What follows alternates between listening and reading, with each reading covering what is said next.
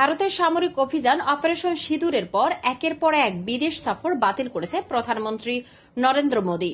সর্বশেষ খবর অনুযায়ী মে মাসে নির্ধারিত ইউরোপ সফর, যার অন্তর্গত ছিল ক্রোয়েশিয়া, নরওয়ে ও নেদারল্যান্ডস, সেটিও বাতিল করেছে তিনি।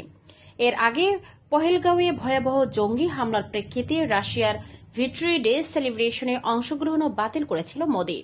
ওই অনুষ্ঠানে দ্বিতীয় বিশ্বযুদ্ধে মিত্র শক্তির জয়ে ৮০ বছর পূর্তি উদযাপন উপলক্ষে অংশ নেওয়ার কথা ছিল তার। ক্রেমলিনের মুখপাত্র নিশ্চিত করেছেন যে মোদী এবার অংশ নিচ্ছে না। ওয়াকিফাল মহলের মতে, দেশের ভেতরে এখন যে উত্তেজনাপূর্ণ ও অনিশ্চিত পরিস্থিতি তৈরি হয়েছে তাতে প্রধানমন্ত্রী আপাতত দেশ ছেড়ে যেতে চাইছেন না। বিশেষত অপারেশন সিঁদুরের মতো বড়সড় সামরিক অভিযানের পর পাকিস্তানের দিক থেকে পাল্টা হামলার সম্ভাবনা একেবারে উড়িয়ে দেওয়া যাচ্ছে না। প্রতিরক্ষা বিশেষজ্ঞরা মনে করেছেন ভারত হয়তো আরও পাকিস্তানের টার্গেটে স্ট্রাইকের প্রস্তুতি নিচ্ছে।